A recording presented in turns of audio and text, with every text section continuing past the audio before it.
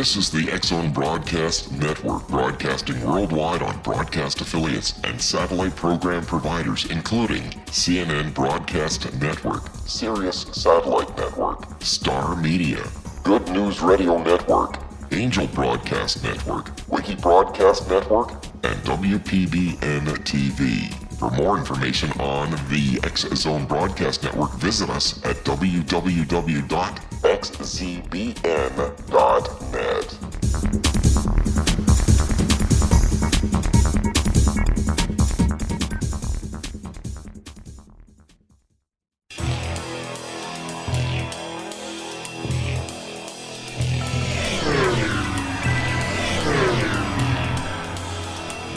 This is A Different Perspective with Kevin Randle.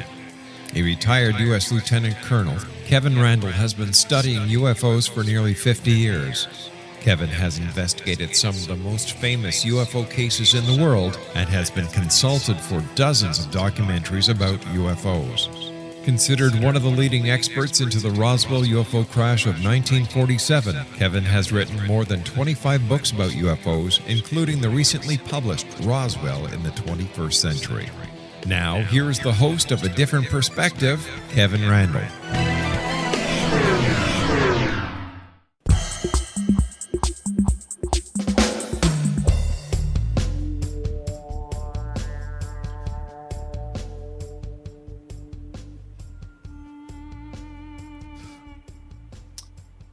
And we are back from a hiatus of a few days here with A Different Perspective. I'm Kevin Randle, as you probably already know. Tonight, I am joined by Don Schmitt, who I guess in the full disclosure here, in the interest of full disclosure, I should point out that I've known for nearly 30 years. We've worked in a number of investigations together, spent a lot of time in Roswell together. We've traveled the country together in UFO investigations, written a couple of books together, and we've had our differences of opinion on many, many things. But tonight we're going to take a look at some of the things going on Roswell. We're going to talk a little bit about the Roswell slides and see if we can iron some of that out and move on from there. Don, are you there? I am here, and last time we spoke was when you were doing a show down in Midland, Texas. I'm kidding. No, because it was actually in El Paso, Texas. Oh, So, okay. There you go. So, big city. Yes, We've moved years up in the ago, world. probably. We're now in Hamilton, Ontario, Canada, with the X-Zone Broadcast Network, and I couldn't be happier about that. Well, from practically one border to across another, so good for you. Congratulations. Yes. And as I mentioned, Don has done a number of books. I think the latest is called Children of Roswell. You've done Witness to Roswell, and I forget the name of the Area 50. Was it the Area 51, the Wright-Patterson connection, or? The well, not the connection, but the true Area 51. Wright-Patterson, correct. And those all came from New Page Books and are available on Amazon and your bookstores, correct? That's correct. Thanks, Kevin. So we've got the commercial plug-in for you now. That's why I thanked you. Thank you. Yes. Don, how have things been going with your investigations of UFOs in just a couple of minutes here? Oh, well, just as a quick example, and you certainly remember K Squad back at the Roswell Army Airfield in 47, Melvin E. Brown. And we ran into who was the son of a pig farmer. They operated a swine pig farm east of Roswell back in 1947. And they made a weekly trek to the Roswell Army Airfield where they picked up the cans of garbage from the mess halls. There were a number of mess halls on the base at that time, and they would bring back empty garbage containers and take out full refuge as far as the pigs, back at the farm. And his name is Raymond Pollard, 92 years old presently. Sat down with him, and he talked about how he didn't recognize some of the men working on the loading dock. And the reason that he specifically remembered the incident was because of the newspaper count at that time. And for the one and only time, he had trouble getting onto the base with the truck to pick up all the garbage from the mess halls. And it took quite a bit of discussion and some haggling before they finally realized, well, we still need to get rid of all the garbage, so they let him through. And he drove on, went to the loading dock area of one of the mess halls, and he overheard a sergeant talking about the crash north of town and making the remark about the strange people. And he didn't make anything more of it until sometime, probably the next week or so, when he returned, and he ran into that very sergeant again. And he asked him, and all he would tell him was that if you want any answers, you'll have to go to right field. That's where everything went. Now, again, it's just an interesting story. Nothing more, really, can't prove anything, as all these stories. But, again, it becomes, a piece of the puzzle. Part of the mythology of the Roswell case. Right.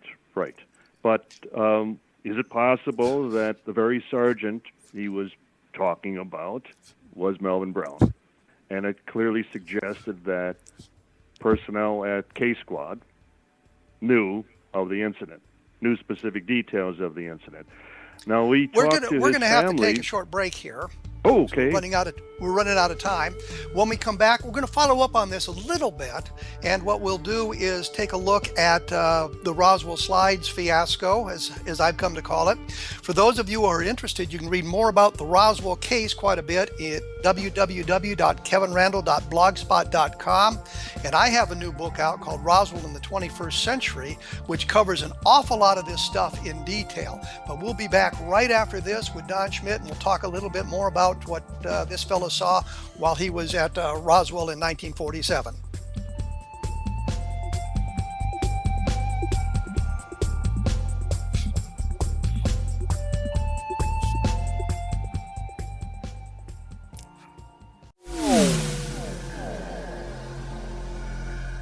This is Kevin Randle.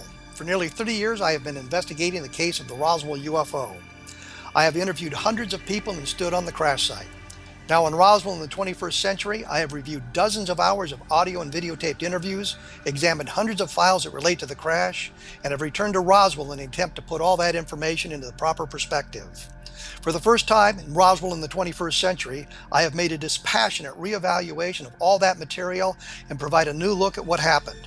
This is a book that clears away all the clutter that has hidden the truth for so long, strips away the various lies that surround the case, exposes the Air Force attempts at cover-up, and found a core of solid information that tells us all where the case stands today. Roswell in the 21st Century will be available in just a few weeks. For more information, please visit my website at www.kevinrandle.blogspot.com.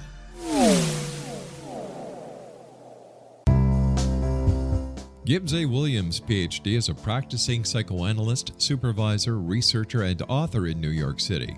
Much of his life has been dedicated to understanding nature and the uses of meaningful coincidences or synchronicities.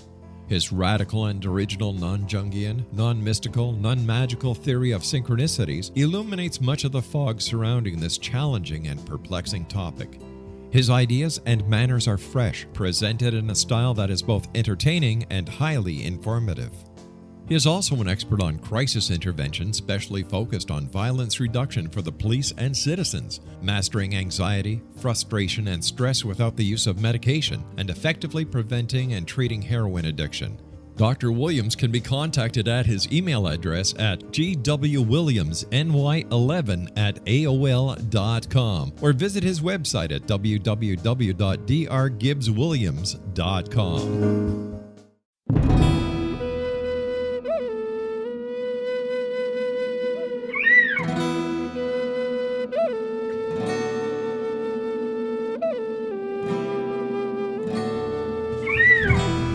Shamanism is recognized as a method to access the quantum level.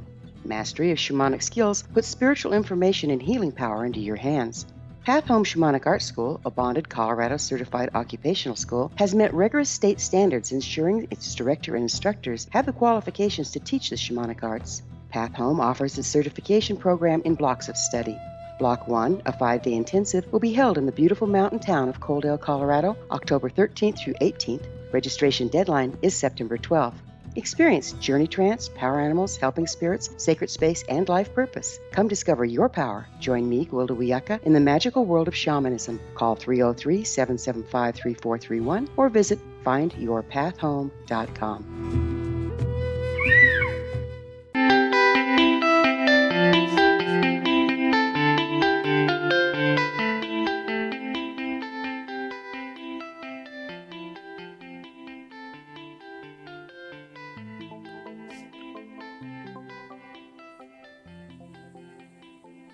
And as promised, we are back with Don Schmitt talking about Roswell.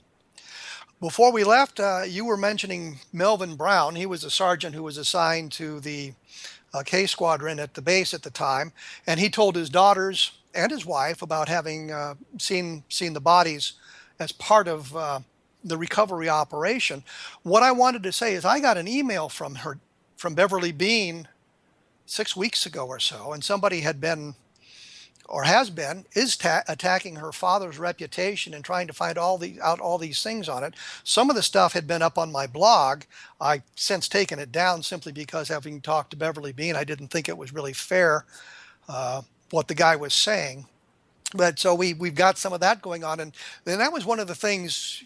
Before we get into the other stuff, I wanted to talk about just for a moment is oftentimes these witnesses talk to us, tell us their stories, and once their names are released, we ended up with a lot of people wanting to verify that information and calling them sometimes in the middle of the night, and sometimes accusing them of all sorts of nefarious activities. So I'm always now reluctant to mention witnesses' names simply because that can result in some of that happening to them. But I thought it was interesting Beverly Bean had written to me. I also got an email from Chester Lytle's granddaughter talking about some of the things that had been going on. And her grandfather had been a friend of Butch Blanchard at the Roswell base in 1947. And Butch Blanchard had told him about having seen the bodies. So there are, these connections going on all the time. So you were saying we have in the witness book, Lytle knowing Blanchard. And I wasn't aware that Beverly Bean had contacted you, but I'm not surprised that, in fact, I pretty much know who the individual is because I've received similar emails from him for probably the last 7 years attacking Melvin Brown, and that he somehow claims to have, tracked up, did some tracing in his background, and his being transferred over to England, and then marrying over in England, and even got into his personal life and his wife and his girls and so on. So, but I think the best example would be when Bill Brazel, Mac Brazel's son, received a phone call from none other than Philip J. Klass on a Christmas Eve, calling him a liar and challenging him to produce any proof, any evidence he had at the time. And as often as Brazel basically told him to go to hell, Klass just persisted. Well, but Brazel also talked about being called in the middle of the night by drunks at bars wanting to know if the story was true. Yes. And the thing with Bill Brazel, you called directory assistance in New Mexico, and you could have found him. You could have found his phone number. Bill has since passed away, so he's now insulated from that sort of thing. But the rest of the family is not. In fact, they're still getting calls, amazingly enough. So we've moved beyond the pig farmer who just. Well, I just wanted to add that in having talked to his family, his children, that according to them, he started telling them this story back in the 1960s.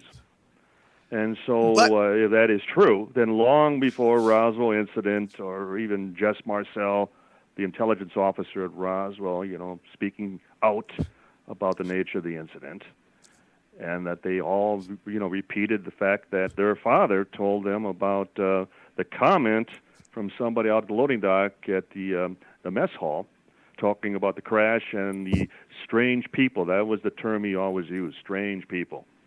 But they didn't write anything down. We have no letters. We have no diary or anything like that, which is the thing that stuns me is all these people involved in this thing, and nobody wrote anything down that we can trace back prior to 1978 with a couple of comments. Lydia Schleppe, who was the teletype operator in the radio station, she had made a comment to Stan Friedman back in the mid-1970s. It was actually published in a magazine. So prior to Marcel, we do have that one little bit of evidence. UFO report, correct?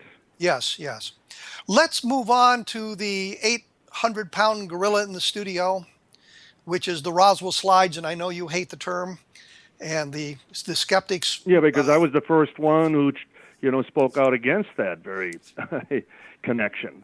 That at least as far as I was never, convinced in any shape, manner, or form that they had anything to do with Roswell. But Tom Carey was. Yeah, I guess he was. Tom is on radio programs talking about, Hmm. especially having seen the slide, and we'll get to that in a moment, showing a sort of a marking on the head of the image in the photograph or the slide, looking like descriptions of the aliens that have been given specifically by Frankie Rowe with a back in that time. So Tom was clearly convinced this had to do with Roswell. But my And question, used the term smoking gun, and that it was definitive proof. And I, for one, never was so bold as to make such pronouncements. I was very much on the fence throughout. well, let's get down to some of it right here. Adam Dew, who was the guy that I guess contacted you and Tom with the slides, is saying that he gave you and Tom scans, high quality scans of the slides from the very beginning, the very scans that were later used to reveal what the placard said. So Dew is saying that you had all the tools available to you to resolve this thing from the very beginning. So what's your response there? But we only had one occasion. In my case, Tom had one, I had two, to actually handle and see one of the slides, the first slide. And then beyond that, we never had access to the originals. We were only able to work with that which we were provided. We were always under the impression we were shown genuine, full scale, true to the original digital scans, including even enlarged elements from the slides, specifically the placard when we requested it. But we were always relying on them to provide us with the best possible resolutions. And then, as it turns out, obviously we weren't. That one can accuse or suggest that the second slide, for example, was light blasted, that it washed out the placard, that it was no longer legible in any manner, and that even the background of the second slide, which clearly shows that it's a tabletop museum display. And Tom was with me, for example. It was the very day after the Mexico City presentation, and we are in Jaime Maussan's office. And I'm asking, I want to see the second slide. I want to see the full image of the second slide. And he responded to me, why? And I went, why? I want to see the second slide. I don't need to ask you again. And he brought it up on screen, and I'm looking, and I'm going, oh, my God, because it was clearly a museum display. And it's like, why weren't we ever shown this before? Why was it always just a tight shot of the body in the second slide? Well, Adam Dew claims that he showed you, or he gave you the full scan of the slide. This is what Adam Dew is saying today. Well, he can claim all he wants, but again, we only were able to work with that which we received. And it was the first time that both Tom and I saw the second slide in its entirety.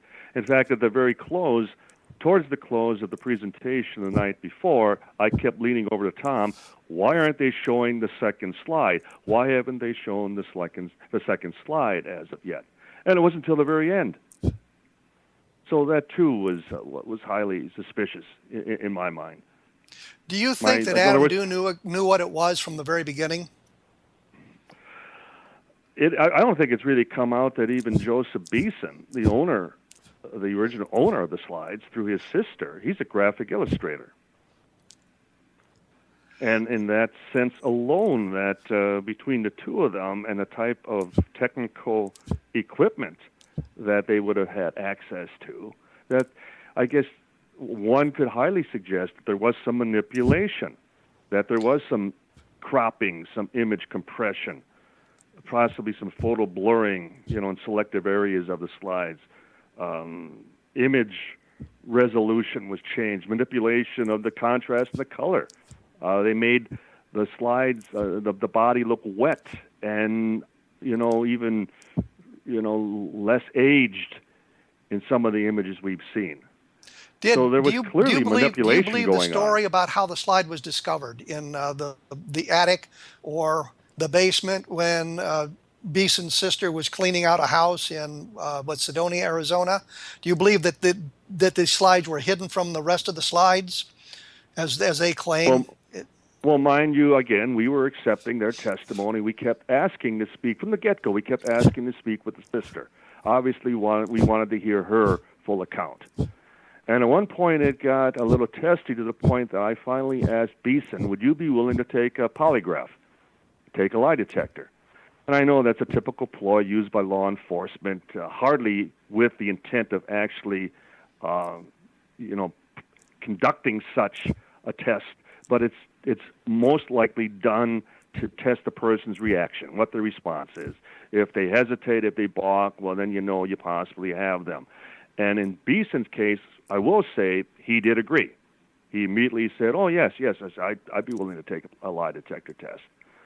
So, again, that kind of took us back to square one. We were accepting their verbal testimony, their account of what took place. And yet, there are two different versions as to how the slides were discovered. And the first one being, according to Beeson, that his sister found them, in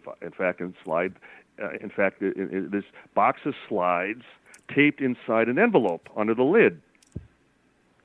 And then in Mexico City, we hear the description that it was the cardboard box lid that was split open, and the slides were placed inside between the layers of cardboard, as though it was even more Machiavellian, as though it was even more sinister how they were hidden away from prying eyes. Well, this was they were claiming was this was a box of 300 or 400 slides, and these were hidden inside that box in some fashion. Right. They were 400 colored Kodachrome slides. And the other interesting thing is the slides that we were shown were all stamped Hilda Blair Ray, but not these two slides. So there too, it created it raised the question as to who actually took the pictures, who took the slides, images, and who did they, were they part of this collection or not? That's an interesting observation, which we'll come back to in just a moment. We've got to take a quick break here. But for those of you who are interested, there's an awful lot of information about all of this that appeared on my blog in early 2015 under at kevinrandle.blogspot.com. And you can read about Don's investigations of the Roswell case and Witness to Roswell. And the latest book, I think, is Children of Roswell. So you can take a look at all of that, learn a little bit more about it. And for those of you who really want to get into it, my book is Roswell in the 21st Century, and it is available now on a limited basis, unfortunately, at Amazon.com. So we will be right back after this.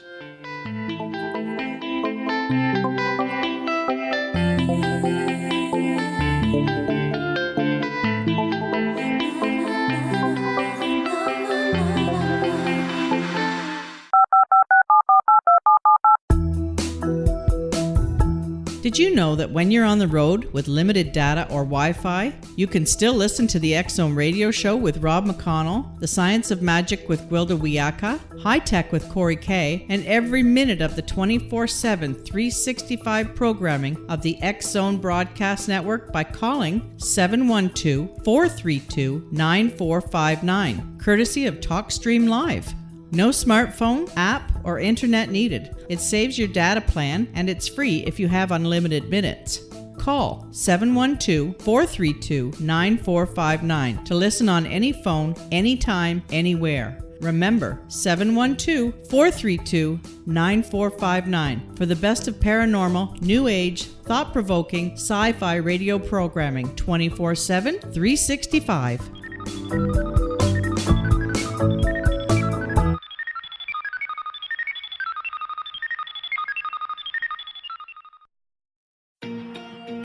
Wouldn't you love to know the secret to everything? Well then, meet Dr. Kimberly McGeorge and her cutting-edge breakthrough knowledge that combines science with possibility.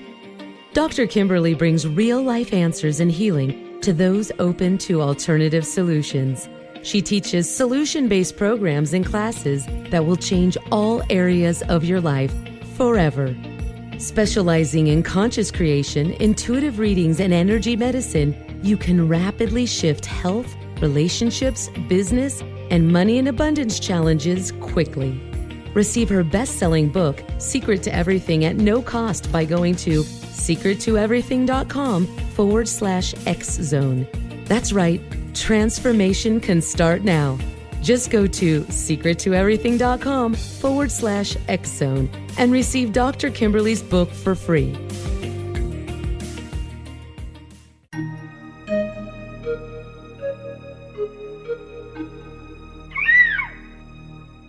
While science pursues fact, magic accesses the quantum level, bridging random facts to form truth. As long as science and magic remain separate and polarized, the truth cannot be known. I'm Gwilda Wiyaka. Join me on the Science of Magic radio program, dedicated to unification and evolution of consciousness.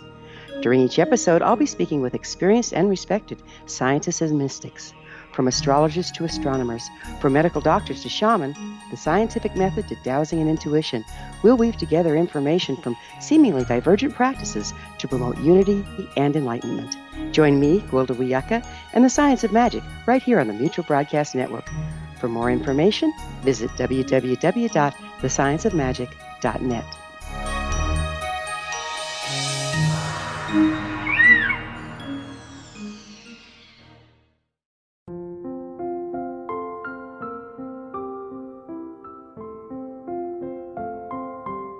I am Dr. Carl O'Helvey, founder, president of a new cancer foundation focusing on evidence-based physical, mental, and spiritual interventions, including natural cancer cures, prayer, meditation, affirmations, nutrition, and other related holistic cancer prevention and cure modalities. These are used in cancer education, research, and financing care.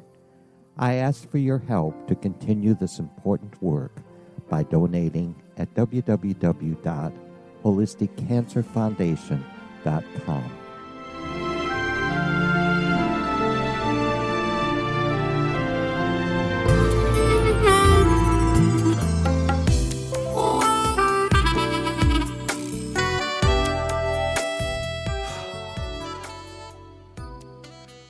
We are back with Don Schmitt. We're talking about the Roswell slides, or as I often have called them, the not Roswell slides. And we were talking about the discovery of them and the multiple stories that have been told about that. The question that I have is the slides would have been numbered. And it would seem to me that if you had this big box of slides, you would know where they came from in that whole collection. There would be a gap in one of those series of slides. Did anybody ever think to look for that and to determine whether the slides were taken around that time? Yes, in fact, that was another thing that we quickly encouraged as far as we wanted to see if there was a numerical consistency, if they indeed were part of that same collection or something else. And we were told they were, but then we were also told that the two body slides were out of count, that there was another slide, there was another image taken in between. So there was a missing slide. At least that's what we were told on one occasion. Well, I think when you take a look at the slide evidence that Dew put up on his website, which is now long gone, there was a slide number 10. I think it's number 9 and number 11 which have the images on it, and number 10 was missing. And that was a question I had as well, is what did slide number 10 show? Oh, precisely, exactly. In fact, again, we just accepted that they had whatever slides they had in their possession, and the fact that number 10 was missing, we just had to accept that it may have been the most spectacular of all, or it was something mundane. Well, let's beat this dead horse completely here, because one of the questions that has raised was before the May 5th presentation in Mexico City, it came out that the coding on the edge of the slide was for 1947. Is that something that Dew told you and Tom? As much as, and I was the first one, I had met with Joseph Beeson down in Evanston after Tom had first taken the phone call about the possibility of there being some photographic evidence. And you and I have both been there in the past where, even occasionally anonymously somebody would contact us and would claim to have some physical evidence. And you have to check it out. So I made the drive down to Evanston, just north of Chicago, met with Beeson. I was able to look at it, and the first thing I said was that we'll have to have this dated. We'll have to see exactly when this slide was manufactured and when it was exposed. And at that time, he had insisted that I sign a non-disclosure statement, which was fine. We had Tom do the same thing. But then the next thing came to the dating and whether we could get someone at Eastman Kodak to do just that. And the contacts were made to an historian in Rochester, New York, and Tom could tell you that both he, in driving range, living outside of Philadelphia, and Jaime Masson he was going to fly into New York, and they were going to witness the procedure. And we were always led to believe that it was the historian that continuously insisted that he only wanted one person present, that he didn't want to make this into any type of circus. He wasn't looking for publicity, he didn't want his name publicized, and that only one person would be allowed to observe his analysis of the slides. And obviously that turned out to be Adam Dew. And on one occasion it fell apart, partly due to third-party interference. Our friend and colleague, Anthony Bragalia, got word or was contacting the same historian at Kodak, and he felt that we had betrayed a confidence in releasing his name, hence the contact from Bragalia, and then that fell apart for about a half a year, and then it was then eventually put back as far as on schedule, and Dew then made the trip from Indiana to Rochester and then claimed that they had been dated. And again, I can't tell you, Kevin, what slide. I can't even tell you what slide was dated. Tom and I assumed it was the body slides. But here's a question. Here's a question. The circa 48, right. When this all came up, I had posted on my blog something about it, and Adam Dew, under the guise of Slidebox Media, said that they had removed one of the slides from the mount. I think it's slide number 9. It's one with the body on it. Yes, they had disassembled one of the slides, correct. And the story was that the symbol for 1947, the Kodak symbol for 1947 was on the edge of the slide. The question is, did Dew tell you that, or was that an assumption made by somebody else when they said the chemical composition of the slide film and the chemical composition of the chemicals used to develop the film were consistent with the late 1940s? That was an assumption. And in fact, it was strictly an assumption from those of us who were told that the historian had dated the slides to circa 1948. Okay, so clearly the slides are dated from that period, and given the image that we now know what it is was taken prior to May of 1947. We know this based on the movement of that display from the museum it was in to Montezuma's Castle, I think it is, which is another museum area, and the display, the remains have since been returned to the proper native peoples for their interment. So Anasazi people, correct? Yeah. So the next question is: there seem to be a number of red flags being raised here during this investigation, and I wonder why you didn't catch some of that stuff and take a step back from this when you couldn't get proper answers to the questions. For this simple reason, Kevin, every time I would pose any question of doubt, I was then reminded, but so-and-so, says that the body isn't human, or that for all of the efforts, for example, in deciphering the placard, we again relied on the scans that were provided, whether it was to Dr. David Rudiak or Dr. Donald Burleson, or even Studio Macbeth, Ray Downing, who did the 3D imagery on the Shroud of Turin, that they were always provided with the highest resolution scans available. And we were always led to believe, for example, that the text on the placard was script, that it was handwritten. And so we accepted that. And then when Rudiak, for example, sends us back an email that this beats me, I can't get a single letter. Well, who am I going to believe? And then the next one, and the next one, and they're all saying undecipherable, we can't read it. And then Dew kept insisting that he had someone at Adobe who had also lamented that same problem, undecipherable. They're not able to read it. And then afterwards, when we would learn that, well, it was only a friend who worked at Adobe. So there again, yes, there were flags, but the flags all came after the fact, Kevin. Up until the event in Mexico City, all the anthropologists who were involved, not contacted, but involved, all the pathologists, the forensic pathologists who were talked to and shown, again, supposedly, the best images, the best resolutions of the slides. And then the breakdown as far as no one able to decipher the placard.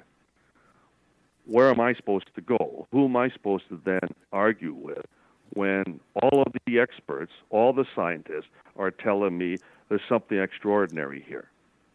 But what I made the mistake that Don Schmitt made, was that I did question whether the material, the information that they were drawing their conclusions from, was the most reliable, most accurate, best images of the slides that they could have had at their disposal.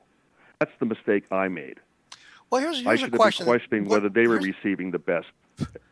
Here's a question that came to my mind when I was looking at the Kodachrome trailer, which Adam Dew put up on YouTube, which was, 3 minutes of stuff about this.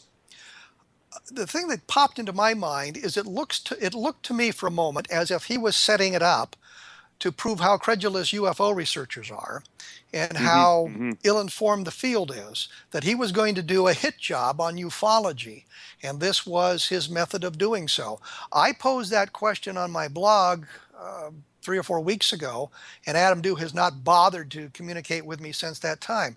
Did it ever cross your mind that this might be some kind of a setup to do a documentary to prove how credulous UFO researchers are? Yes, it did.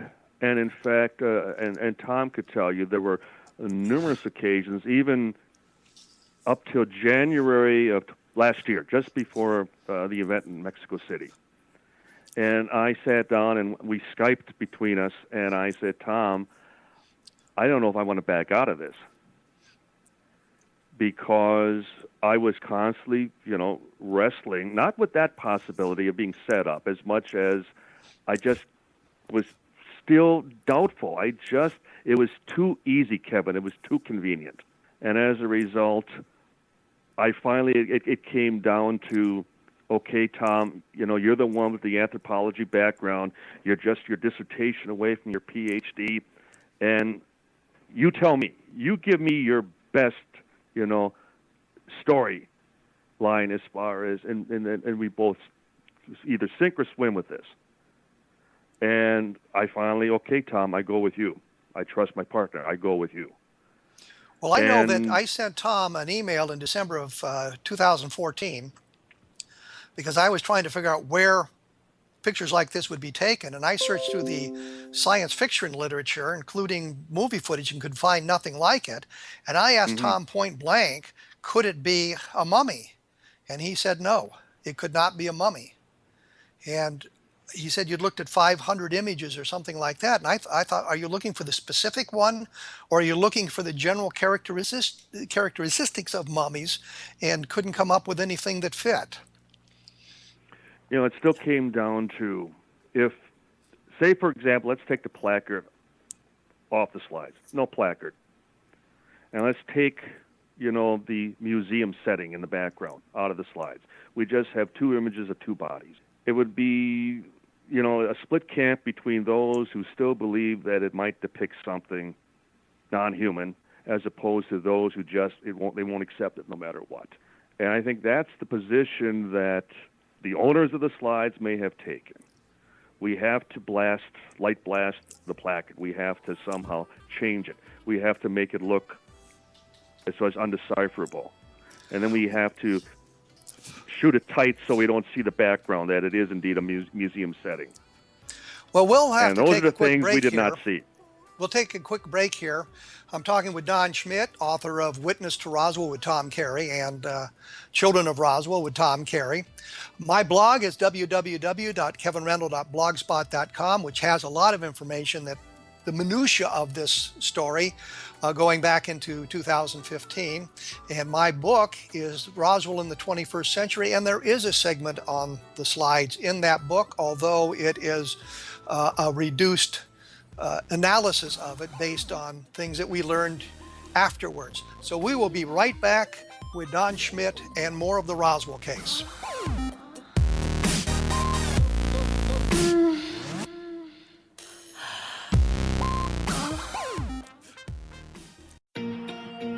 Wouldn't you love to know the secret to everything?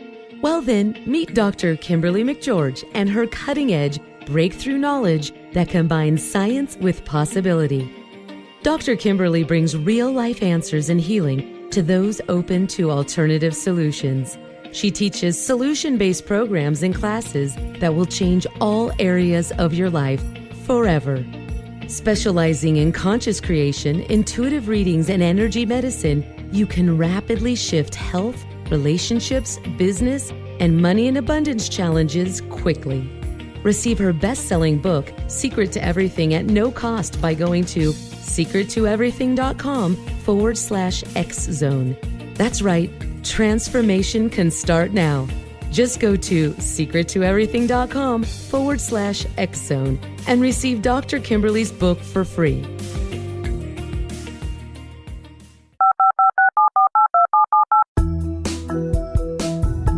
Did you know that when you're on the road with limited data or Wi-Fi, you can still listen to the X-Zone radio show with Rob McConnell, The Science of Magic with Gwilda Wiyaka, High Tech with Corey Kay, and every minute of the 24/7, 365 programming of the X-Zone Broadcast Network by calling 712-432-9459, courtesy of TalkStream Live. No smartphone, app, or internet needed. It saves your data plan, and it's free if you have unlimited minutes.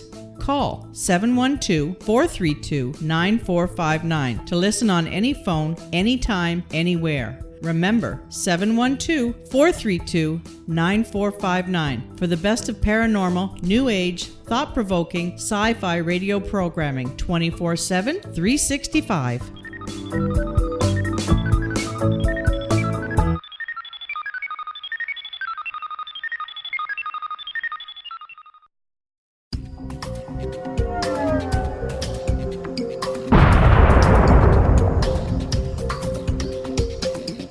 Coming soon to the X-Zone Broadcast Network is A Different Perspective with me, Kevin Randle, as your host. We'll be taking a close look at what is happening in the world of UFOs today with side trips into the paranormal.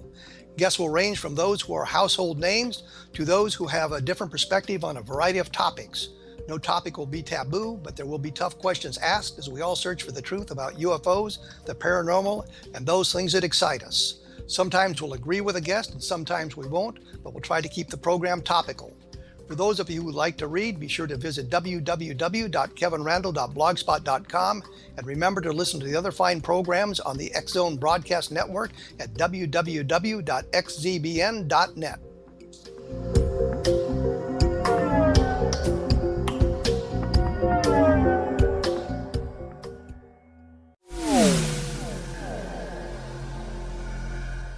This is Kevin Randle. For nearly 30 years, I have been investigating the case of the Roswell UFO. I have interviewed hundreds of people and stood on the crash site. Now in Roswell in the 21st century, I have reviewed dozens of hours of audio and videotaped interviews, examined hundreds of files that relate to the crash, and have returned to Roswell in an attempt to put all that information into the proper perspective. For the first time in Roswell in the 21st century, I have made a dispassionate reevaluation of all that material and provide a new look at what happened. This is a book that clears away all the clutter that has hidden the truth for so long, strips away the various lies that surround the case, exposes the Air Force attempts at cover-up, and found a core of solid information that tells us all where the case stands today. Roswell in the 21st century will be available in just a few weeks. For more information, please visit my website at www.kevinrandle.blogspot.com.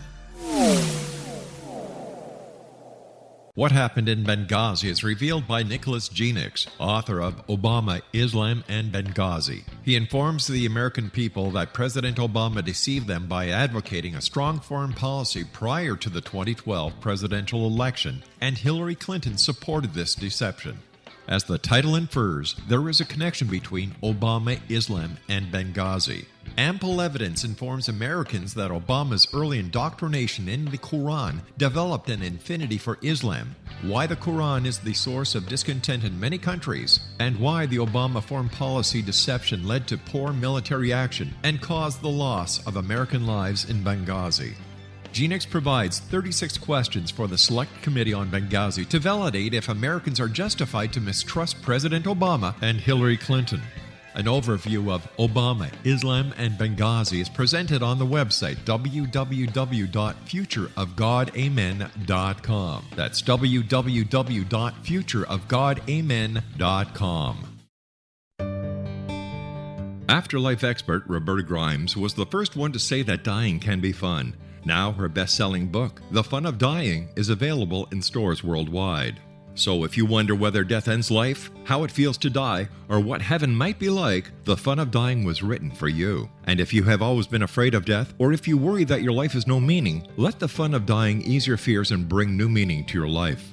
Nothing said in The Fun of Dying is based on the teachings of any religion. Instead, Roberta draws on evidence to explain how death happens, how it feels, and what comes next. A lot of the best death-related evidence was produced in the first half of the 20th century. When it is put together with recent discoveries, it tells a consistent and amazing story. Roberta Grimes blogs and answers questions at robertagrimes.com. Her wonderful book, The Fun of Dying, is available on Amazon and at stores worldwide wherever books are sold.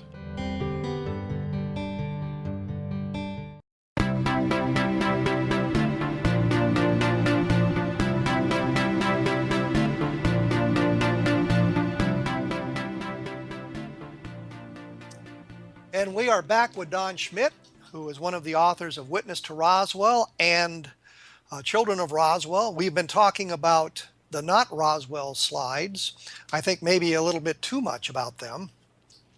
But we'll move forward in the Roswell case after I ask one single additional question, and that is, given everything we know now, you are convinced that what we have in the pictures, the slides, are the remains of an unfortunate child who died centuries ago. Is that correct?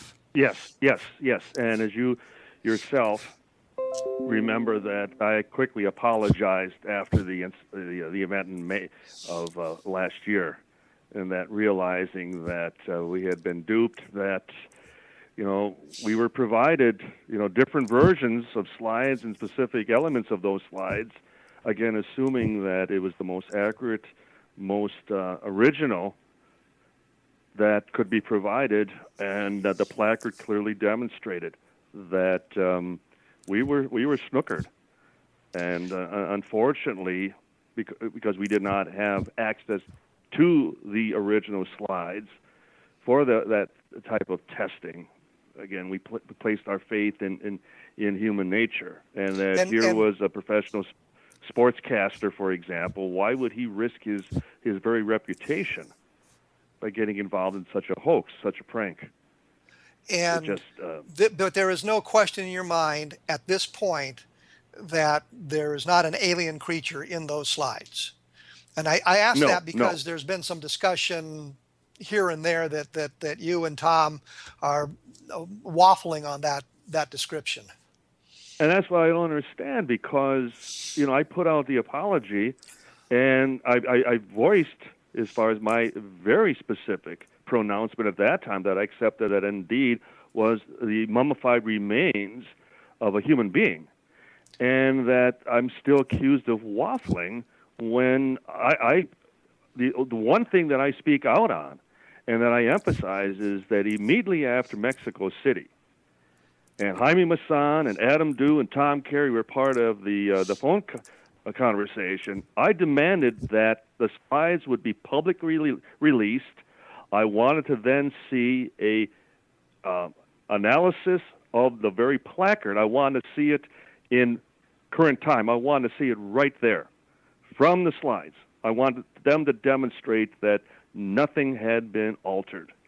The one thing about these slides, this whole thing that really strikes me is this is one of the few cases where we have absolutely all the evidence to take us to the end. Once the placard was identified, once the museum was identified, documentation was found from 1897, 1898, showing how the mummy was recovered, showing its trip to the museums where it was held, and what happened to it. I mean, it was so well documented, it's obvious that this question had been solved. And the fact that, that we had a name for the first time, S.L. Palmer, that, he was the one who discovered the remains. And so for anybody who still believes that I've been hedging or that I have been expressing any doubt whatsoever, again, I'm not pointing any fingers. I'm not suggesting that a hoax was perpetrated, as much as if that was indeed the case, I fell for it. I made the mistake.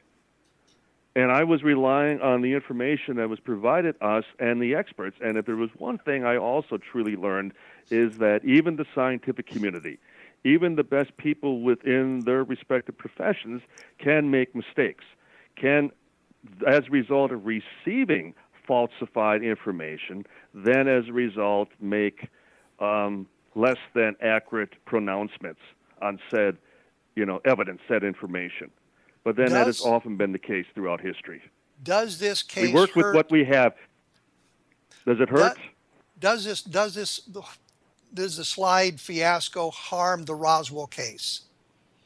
Well, personally, I would like to believe it harms me in the sense that I'm connected to the Roswell investigation, and vis-a-vis, it could then in turn harm the investigation. But that was also one of the reasons that I so quickly denounced any connection to Roswell, because I wasn't finding any. There wasn't anybody who was providing, the connection, except the possible time connection. And as a result, it was just rank speculation. It was just wishful thinking. I was publicly, I was quoted within UFO Chronicles, stating that it was not physical evidence, and it's that's important to understand when a picture has evidence or has value, and that's when you know exactly who took it, under what circumstances, how were they provided the opportunity, how were the slides dated, that type of thing. So I was always questioning whether we were. I kept using the word. But you have to remember, Tom Carey was talking about this being the smoking gun. This proved that Roswell was alien. Tom is clearly on the record prior to May 5th making those claims. And Tom could also tell you when he spoke at American University, I was quite upset. I was actually quite livid when I learned that he had announced what we had and that he referred to them as a smoking gun.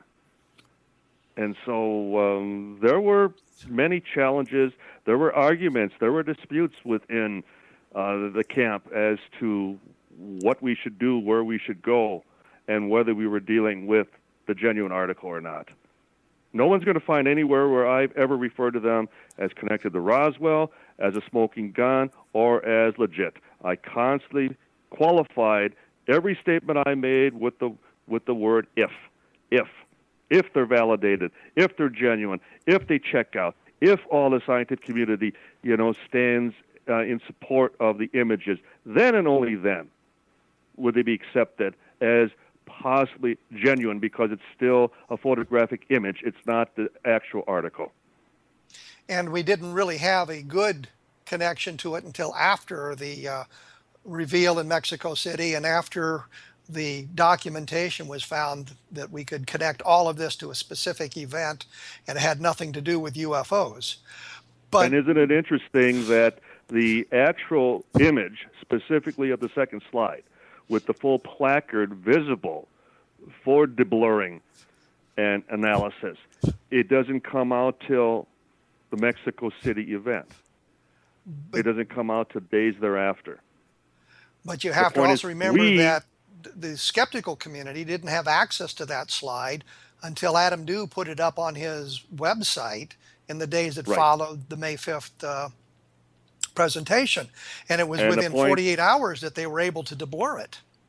That's right. And the point is, to you and your listeners, neither did we. Just as the skeptic community did not have access, neither did we. And the mistake was that we still took the ball and ran with it. And in my case, that was strictly because I was relying on the experts, the scientists, those who were unable to deblur the placard, and those who were stating it was not human, that it was non-human, that I accepted their expertise. And I should have You still accept the Roswell case as being alien. There was an alien craft crashed at Roswell. I don't even use that word, Kevin. I think you know that.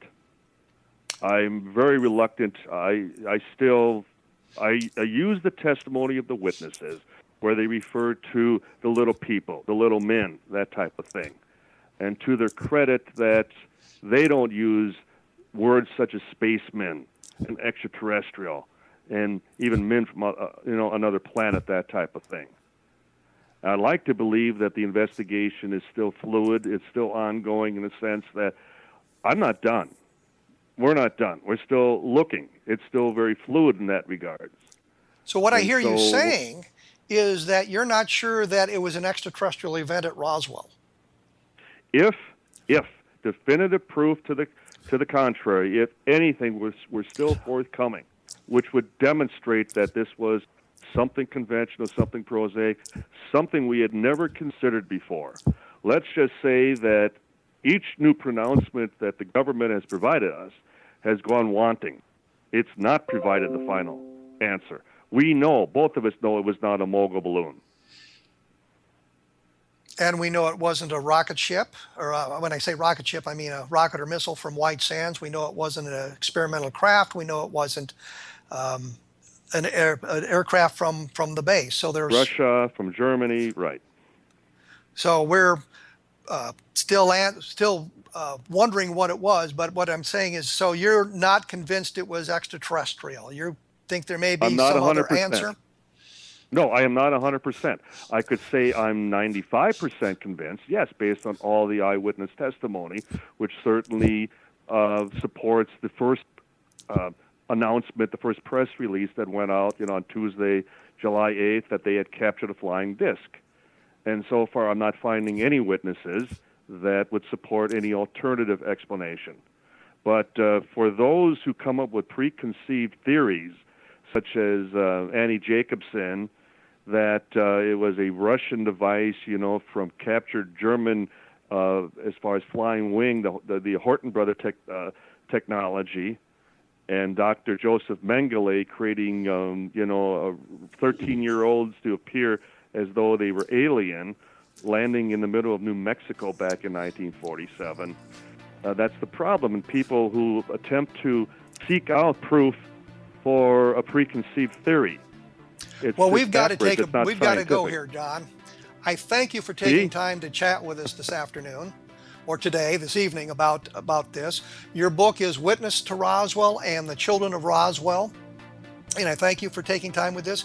If you want more information about the Roswell case, take a look at my blog, www.kevinrandle.blogspot.com. You'll find an awful lot of information about Roswell, and take a look for my book, Roswell in the 21st Century, and that will add greatly to your knowledge of the Roswell case. Once again, thank you very much, Don.